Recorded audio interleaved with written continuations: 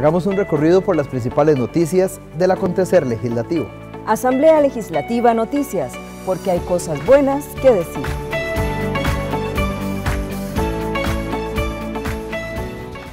Bienvenidos a Asamblea Legislativa Noticias. Estas son las informaciones de esta semana en el primer poder de la República. Alertan que estados financieros de la Caja no son confiables ni exactos. Angie Krushan, elegida como nueva defensora de los habitantes. Dictaminan de manera afirmativa reforma a elección de magistrados para que no se perpetúen. Recomiendan archivar reforma que busca eliminar la inmunidad a miembros de los supremos poderes. Cuestionan obstrucción a la investigación por parte del exgerente de campaña del partido Progreso Social Democrático. Vamos al detalle de las informaciones. Cuestionan obstrucción a la investigación por parte del exgerente de campaña del partido Progreso Social Democrático. Los diputados de la Comisión Especial de Financiamiento de Partidos Políticos en la pasada campaña electoral del 2022 cuestionaron el silencio y las trabas a la investigación por parte de José Francisco Coto Quesada, primer gerente de campaña de Rodrigo Chávez y uno de los contribuyentes del fideicomiso que financió los gastos electorales. Coto Quesada justificó su decisión de no declarar, ya que se encuentra mencionado en un informe preliminar remitido por el Tribunal Supremo de Elecciones al Ministerio Público. El diputado liberacionista José Francisco Nicolás fue vehemente en sus cuestionamientos ante el silencio del compareciente. Lo que hace aquí es una obstaculización a una consulta de una autoridad del Estado que somos nosotros. Y no sé, Presidenta, si estamos aquí ante incluso un delito, porque obstaculizar el desempeño de una comisión legislativa habrá que ver si se tipifica de alguna manera. La diputada socialcristiana Vanessa Castro apeló al compareciente para ayudar a encontrar la verdad de los hechos investigados. Entiendo perfectamente el principio de que se abstenga, sin embargo, apelo a un tema más moral y ético, de que acá lo que buscamos es el descubrimiento de la verdad real, de un hecho importantísimo para nuestro país y para la democracia, como es precisamente saber que no se hizo o se realizaron actos ilegales en el manejo del sagrado tema económico que respalda las campañas electorales. La presidenta de la comisión, Dinora Barquero, lamentó el silencio del exgerente de campaña del partido Progreso Social Democrático. Tenemos la obligación de respetar la Constitución y las leyes. Y hoy usted aquí ha irrespetado su condición elemental de ciudadano en cuanto a brindar los datos personales, lo más elemental. Ante una pregunta del diputado Francisco Nicolás, Roger Bejarano Morejón señaló que no recuerda haber recomendado al tesorero de campaña y actual vicepresidente Stefan Brunner no registrar a nombre del partido Progreso Social Democrático los activos que había comprado el polémico fideicomiso Costa Rica Próspera. No tengo el recuerdo de haberle dicho eso que está planteando don Stefan. ¿Usted sí le dijo que no hicieran nada de nada, que dejaran que eso transcurriera? No, señor. La comisión continuará con la investigación a fin de remitir las recomendaciones al plenario legislativo. Dictaminan de manera afirmativa reforma a elección de magistrados para que no se perpetúen. Diputados de la Comisión Especial dictaminaron de manera afirmativa el expediente 21.612, reforma del artículo 158 de la Constitución Política para la elección y reelección de magistrados propietarios y suplentes de la Corte Suprema de Justicia. La iniciativa establece que los magistrados de la Corte Suprema de Justicia serán elegidos por un primer periodo de 8 años y requerirá los votos de 2/3 partes de la totalidad de los miembros de la Asamblea Legislativa. En el desempeño de sus funciones deberán actuar con eficiencia y probidad y podrán ser reelegidos por una única vez por un periodo igual de 8 años. Para esta reelección deberán contar con un mínimo de 2/3 de la totalidad de los miembros de la Asamblea Legislativa. En la actualidad, los magistrados son nombrados por 8 años y se considerarán reelegidos por periodos iguales, salvo que en votación no menor de 2/3 partes de los miembros de la Asamblea acuerde lo contrario. El diputado Jonathan Acuña señaló que los diputados están de acuerdo que deberían cambiar la elección de magistrados. Ahora bien, respecto a esta iniciativa, creo que hemos tenido una discusión amplia, yo agradezco eso, una discusión que nos ha permitido escuchar diferentes voces y muy mayoritariamente esas voces han señalado graves problemas en esta iniciativa. Partiendo, por ejemplo, de la presentación, de la exposición que nos hizo el Estado de la Justicia en su momento, pasando por otras muchas, pero viendo también criterios como el de la Procuraduría, el de Foro de Justicia, hay una coincidencia. Por ejemplo, ACOJUT señala que si bien es necesaria la revisión del procedimiento de elección de magistraturas, el proyecto consultado no tiene como norte la garantía de independencia judicial. Por su parte, la jefa del oficialismo, Pilar Cisneros, aseguró que la reelección de los magistrados no se debería dar de manera indefinida. Pero a mí me queda absolutamente claro que la reelección es abrir una puerta, una ventana y un camino para que haya mayor injerencia política sobre la elección del magistrado.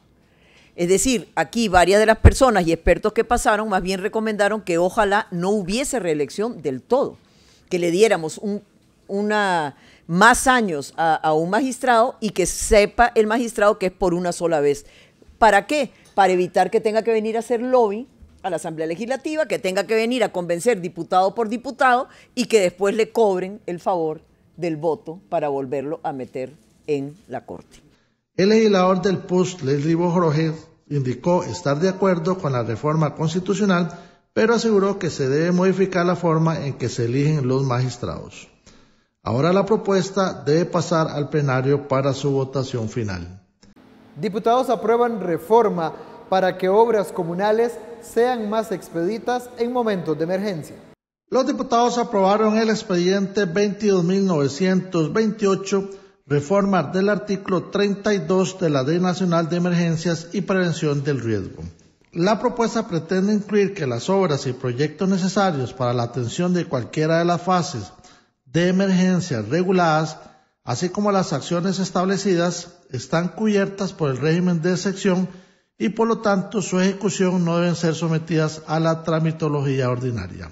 Asimismo incluye que los proyectos y obras enmarcados en las normas citadas estarán exentos de realizar los permisos y trámites atinentes a la ejecución de las obras en cauces, zonas protegidas, zonas boscosas o forestales, áreas de protección y áreas fronterizas.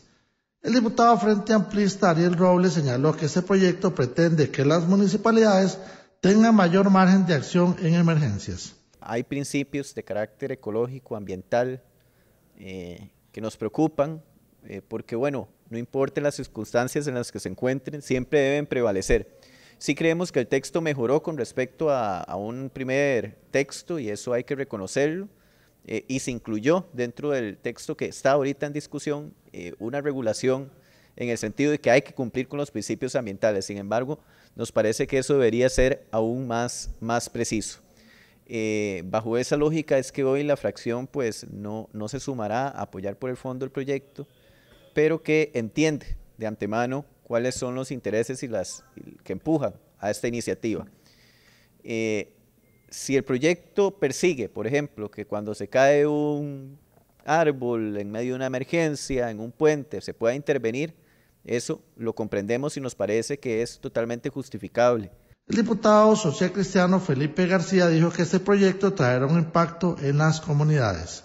Son discusiones que hay que dar en este plenario y que también me vengo a asociar, por ejemplo, con el proyecto de ley que estamos viendo en reforma del Estado, señor presidente, en torno a la reforma del MINAE y cómo en muchísimos casos el propio aparato estatal se contrapone para el interés de la gran mayoría de costarricenses. Esta es una iniciativa de ley sumamente valiosa, ya que da las herramientas a la Comisión Nacional de Emergencias, a los gobiernos locales, a los comités locales de emergencias de intervenir de forma expedita. Intervenir de forma expedita eliminando algunos requisitos puntuales de tramitología que en muchísimos casos no nos permiten atender las emergencias de forma oportuna. Los diputados además iniciaron con el conocimiento de mociones del expediente 23.108, Ley de Protección de la Inversión Pública en Becas y otras ayudas para población estudiantil.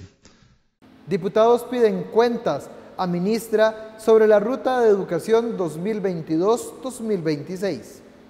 Los diputados de la Comisión Especial de Educación pidieron cuentas a la ministra de Educación, Ana Catalina Müller, sobre cuál es la ruta de educación de los próximos 3 años en el país.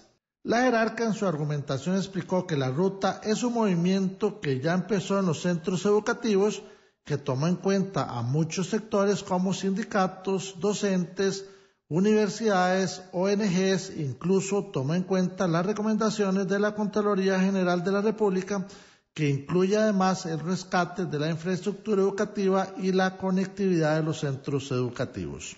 La ruta es un movimiento que ya empezó y que ya va andando pero viento en popa.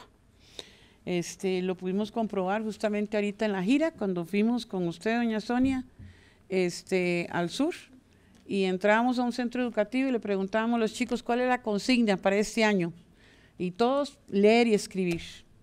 Ese movimiento ya arrancó y ya los estudiantes y los docentes lo están entendiendo, y esos son los cambios que van a ir sumando y que van a ayudar a que realmente la educación pueda ir caminando por buen camino.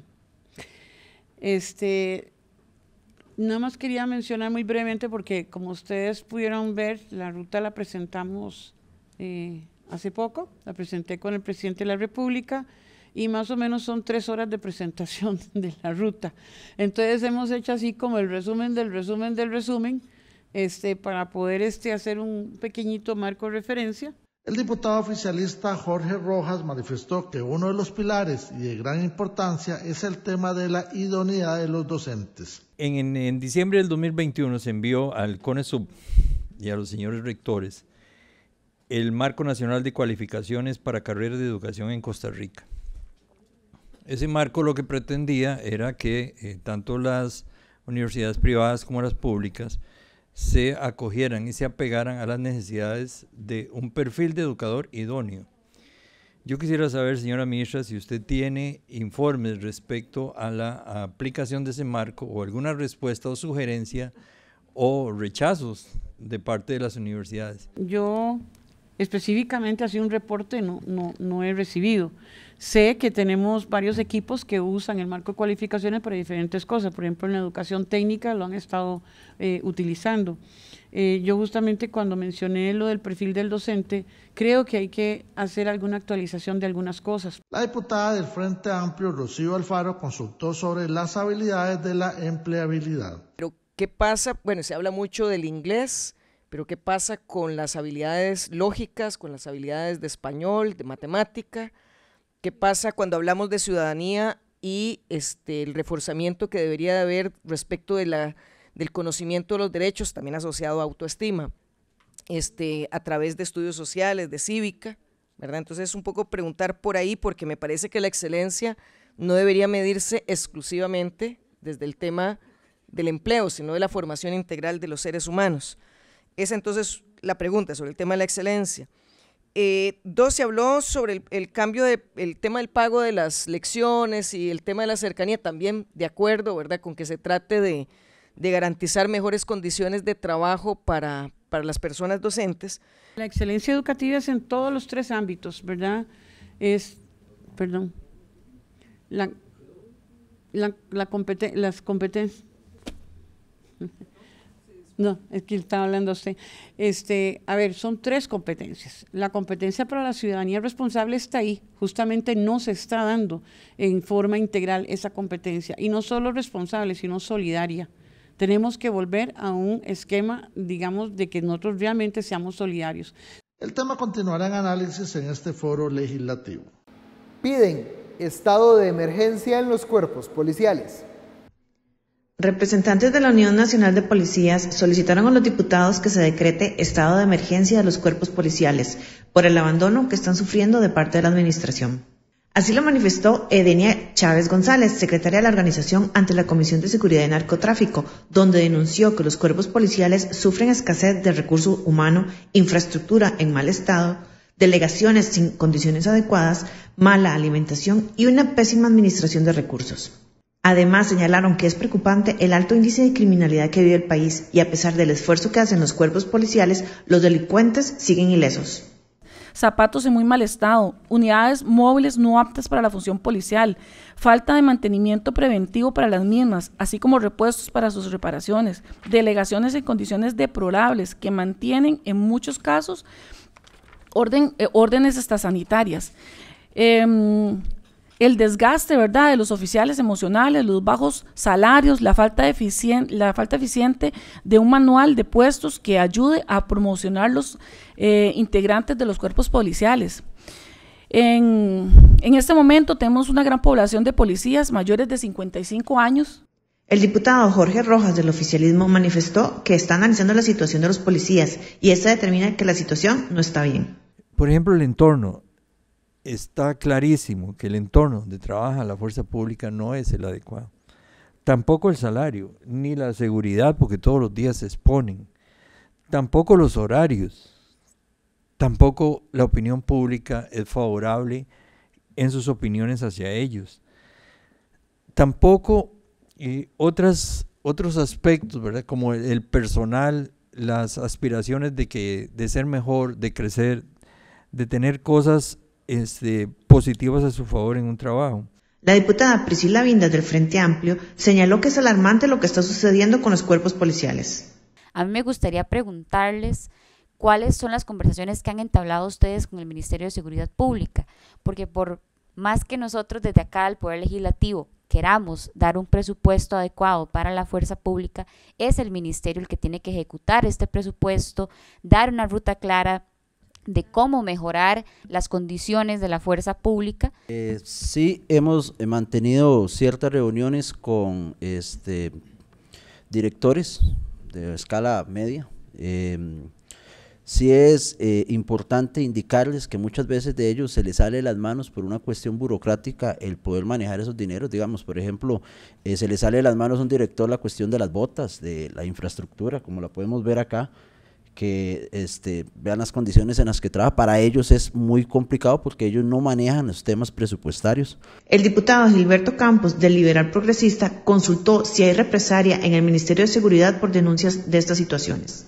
Ok, cuando un compañero solicita tal vez un traslado para la zona más cercana a su vivienda, se le es negada. Sin embargo, cuando un compañero no es bien visto en algunas delegaciones, pues es muy fácil trasladarlo. Entonces, lo justifican simplemente por una cuestión de operatividad. Esa es la única justificación que le dan a un policía para pasarlo, tal vez desde San José a Sarapiquí o de San José a una zona más lejana, tal vez con un tipo de revanchismo. El diputado ahora simplemente preguntaba que si existen ese tipo de represalias, claro. Los diputados aprobaron una moción para llamar a comparecer al ministro de Seguridad, Jorge Torres, para que dé explicaciones de los altos índices de criminalidad que vive el país. Ministerio de Hacienda y Recope preocupados por proyecto que modifica impuesto a los combustibles.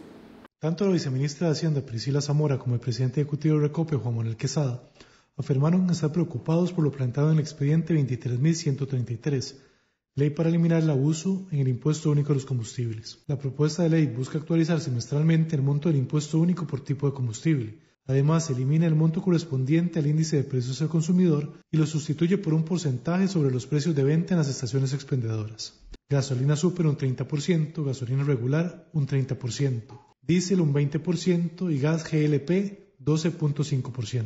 Según Zamora, con esta iniciativa se cambia la forma de calcular el impuesto y se opone a la reforma. Para Hacienda, la propuesta atenta contra el desarrollo económico sostenible, el equilibrio fiscal y la respuesta ambiental de Costa Rica. Estamos en contra de este proyecto de ley. Consideramos que es una iniciativa que atenta contra el desarrollo económico sostenible, contra el equilibrio fiscal por el que se ha venido luchando a través de distintas iniciativas de ley y que también afecta la reputación ambiental que tiene Costa Rica frente al mundo. La jerarca explicó que con esta propuesta de ley se dejarían de percibir cerca de 96.000 millones de colones. Por su parte, Quesada señaló que con esta iniciativa el impuesto dependerá del tipo de cambio y los precios internacionales y no garantiza que el precio final de los hidrocarburos disminuya. Además, comentó que en la actualidad el impuesto único se ajusta cada 3 meses y la ARECEP es la encargada de fijar el precio. Explicó que en el caso de las gasolinas el impuesto representa el 40% del costo final, mientras que en el caso del diésel es de un 21%. El diputado Jonathan Acuña consultó sobre la progresividad del impuesto y cómo afecta a los hogares. Yo he visto en varias ocasiones, y sé que los datos son reales también, respecto a la progresividad del impuesto único sobre combustibles, pero esa progresividad siempre se mide, igual ocurre en los datos que ustedes han presentado, considerando el gasto de los hogares en combustible, ¿cierto? Sería interesante valorar algo más, que yo no sé si se ha hecho el estudio antes, de repente hay algún estudio académico previo, porque el impacto del precio de los combustibles no se limita a los combustibles mismos, ¿verdad? Bueno, que lo digamos ahora que hemos tenido una situación de presiones sobre los precios al alza. La viceministra afirmó que tiene efectos directos e indirectos. La legisladora Sonia Rojas cuestionó lo planteado por Hacienda sobre las repercusiones que tendrá la iniciativa. Con respecto a esto, a mí me parece increíble leer que el Ministerio de Hacienda y el gobierno consideren que un proyecto para reducir el precio de los combustibles vaya a generar una incidencia negativa sobre el desarrollo económico y social de nuestros pueblos. ¿Cómo es posible que reduciendo el costo tan elevado de los combustibles se genere una afectación al desarrollo económico y social de muchas familias que hoy sufren el tema? En el 2022 se pagaron por el impuesto único sobre los combustibles cerca de 554.000 millones de colones. Los legisladores señalaron que buscarán la mejor ruta para que los dineros que se recauden para este impuesto se vean reflejados en mejores carreteras. Ministerio de Educación Pública se opone a trasladar a municipalidades atención de infraestructura educativa. Lourdes Saures Barbosa, directora de Equipamiento de Infraestructura Educativa del MEP, se mostró en contra del expediente 23.252 que busca transferir a las municipalidades la atención plena y exclusiva del equipamiento e infraestructura educativa, esto ante los diputados de la Comisión de Asuntos Municipales. Entonces consideramos que tiene ciertas cosas que son preocupantes si llegara a caminar este proyecto. Además, pues consideramos con respaldo de las notas que tienen las municipalidades y demás, que tampoco tienen un modelo de gestión que permita atender la infraestructura educativa de todo el país de forma autónoma. Saures Barbosa sostiene que reducir el presupuesto del ministerio en un 1.5% debilitaría la educación del país y generaría una mayor desigualdad entre los estudiantes. Agregó que actualmente tiene 723 órdenes sanitarias sobre centros educativos que requieren atención inmediata, pero que solo cuenta con 9.000 millones de colones para hacerles frente. Los representantes de la DIE llamaron la atención, ya que con esta transferencia se tendría un problema de rendición de cuentas, dada la autonomía municipal que tienen los ayuntamientos.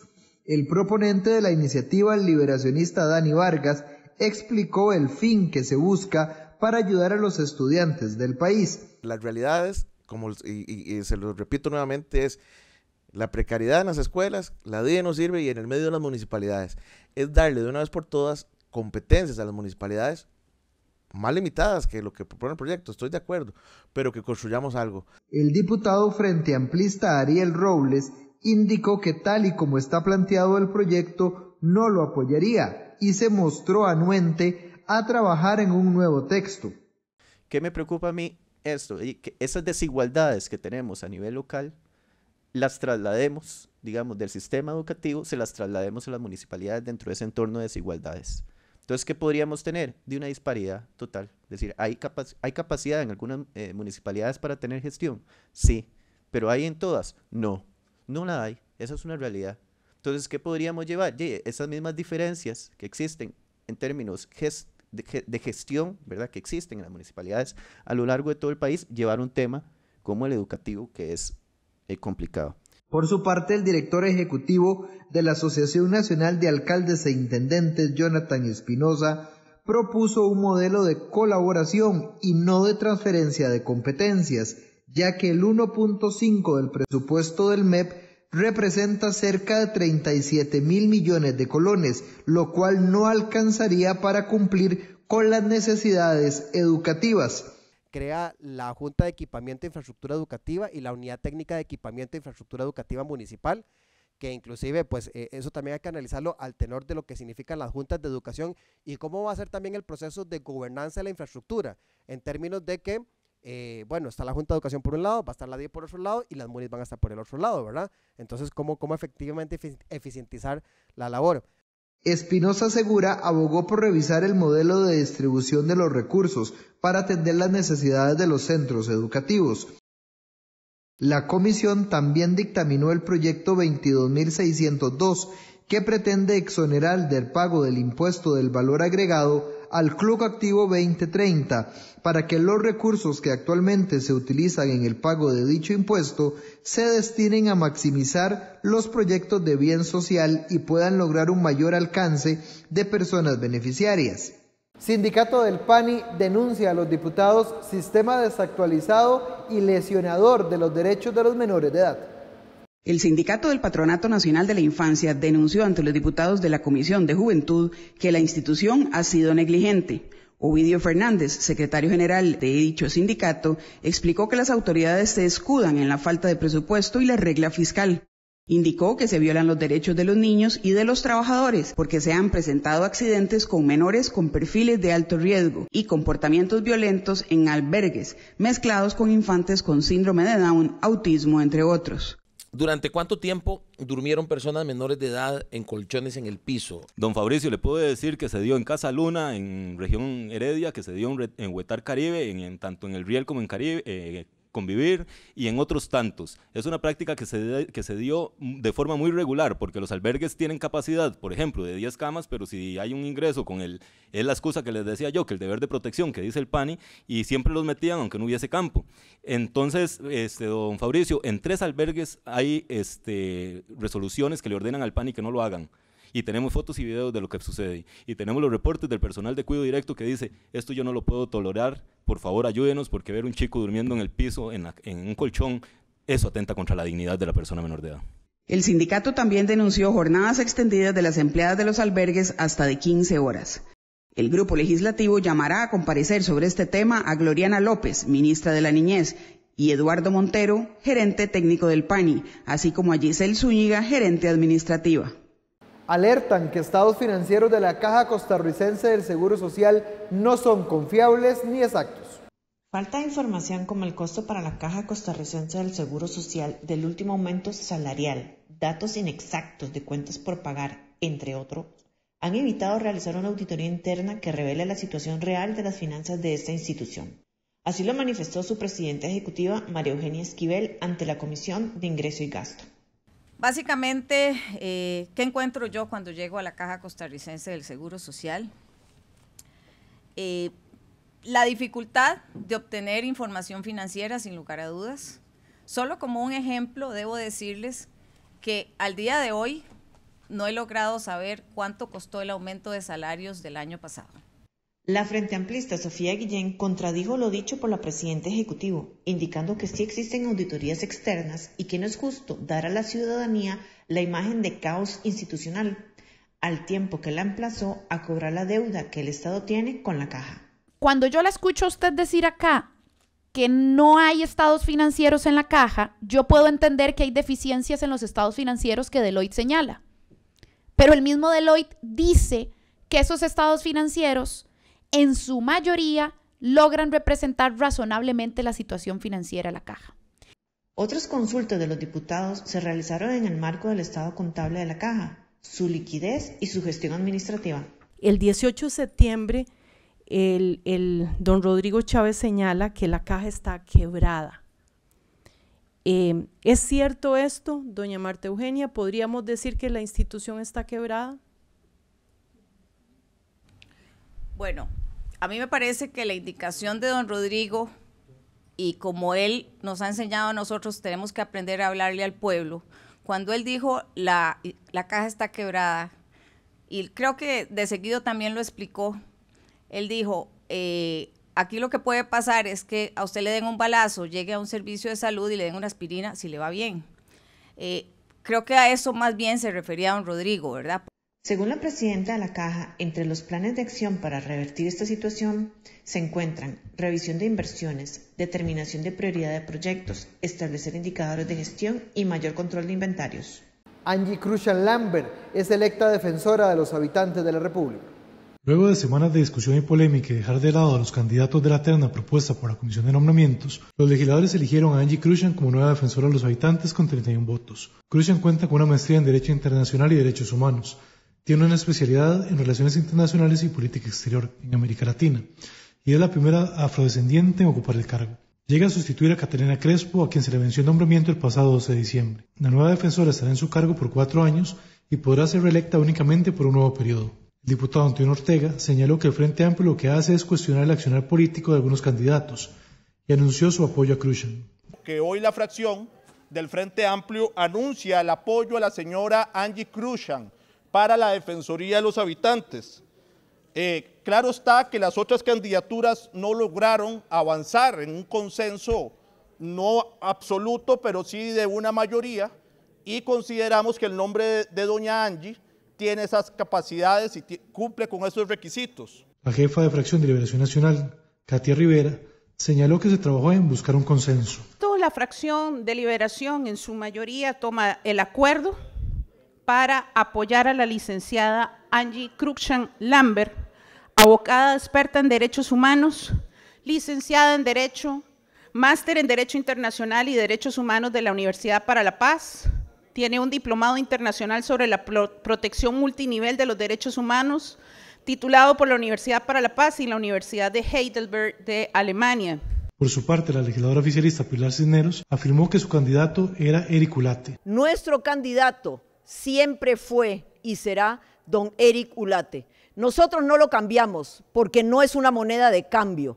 Don Eric Ulate es un hombre humilde y esforzado con una experiencia incuestionable en defender al ciudadano, al consumidor, a aquellos que no tienen voz, cuyo nombre casi nadie conoce y a quien nadie quiere escuchar, ayudar o apoyar. La jefa de fracción del PUSC, Daniela Rojas, comentó que de forma unánime apoyarían a José Manuel Echandi. La fracción del Partido Unidad Social Cristiana de manera unánime decidió hace varios días darle el apoyo al candidato José Manuel Echandi Mesa para el puesto de defensor de los habitantes. Esta elección, compañeros y compañeras, por dicha, llega a su final el día de hoy. Pablo Cibaja, de Nueva República, comentó que la Defensoría debe seguirse modernizando. Costa Rica requiere costarricenses un defensor de los habitantes que abra las puertas a los ciudadanos sin distinción de credo, ideología o color político. Costa Rica necesita un defensor que atienda a la multitud de valores y principios que hay en esta gran nación. Costa Rica demanda un defensor objetivo, imparcial y con independencia de los poderes políticos.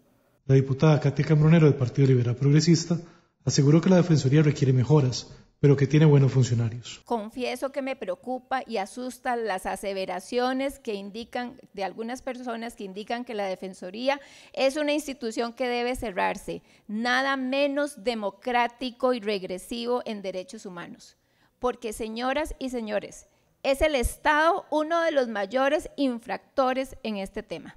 Estoy clara que la Defensoría requiere muchísimas mejoras, pero también tengo claro que dentro de ellas existen excelentes funcionarios. Según la ley número 7.319, la Defensoría velará porque el funcionamiento del sector público se ajuste a la moral, la justicia, la constitución política, las leyes, los convenios, los tratados, los pactos suscritos por el gobierno y los principios generales del derecho. Además, deberá proporcionar y divulgar los derechos de los habitantes. El primer defensor de los habitantes fue Rodrigo Alberto Carazo Celedón. Los diputados que analizan el expediente 21.571, que busca la reforma al artículo 110 de la Constitución Política para eliminar la inmunidad de los miembros de los supremos poderes investigados por delitos de corrupción, acordaron recomendar al plenario legislativo archivarlo. El diputado socialcristiano Alejandro Pacheco señaló que en todas las audiencias quedó claro que el proyecto no es viable. Todos los que han comparecido aquí han llegado a la conclusión de que es un proyecto que no debería aprobarse. Todos han manifestado que han estado en contra. Por ejemplo, la Corte Suprema de Justicia en el acuerdo dice que no se otorga en consideración a las personas que ostentan el puesto, sino a la función que estos prestan como miembros de los supremos poderes. Lo que quiere decir esto que es que la inmunidad no es para Alejandro Pacheco o para don Dani o para cualquier compañero de nosotros, para el presidente de la Corte, sino que es una cuestión institucional. Un criterio similar esbozó el legislador del Partido Liberal Progresista, Jorge Dengo. Para el que no es lego en la materia, puede ser que se perciba como que uno está en contra de perseguir los delitos de corrupción, cosa que es totalmente falsa. Ya existe todo un procedimiento bien establecido por la Constitución misma, complementado por el reglamento de la Asamblea Legislativa de cómo levantar estos fueros y de cómo operar en estos casos. La iniciativa establece que el diputado no es responsable por las opiniones que emita en la Asamblea. Durante las sesiones no podrá ser arrestado por causa civil, salvo autorización de la Asamblea o que el diputado lo consienta. Esta inmunidad no surte efecto en el caso de delitos tipificados en la Ley contra la Corrupción y el enriquecimiento ilícito y los delitos contra los deberes de la función pública, así como en el caso de flagrante delito o cuando el diputado renuncia a ella. Sin embargo, el diputado que haya sido detenido en flagrante delito será puesto en libertad si la Asamblea lo ordenare. Las limitaciones a la inmunidad establecidas en este artículo también se aplicarán a los demás miembros de los supremos poderes. Gracias por habernos acompañado en una edición más de Asamblea Legislativa Noticias. Los esperamos en nuestra próxima edición.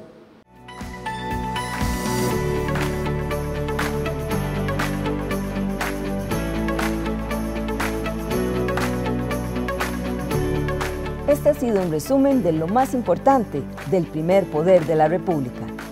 Asamblea Legislativa Noticias, porque hay cosas buenas que decir.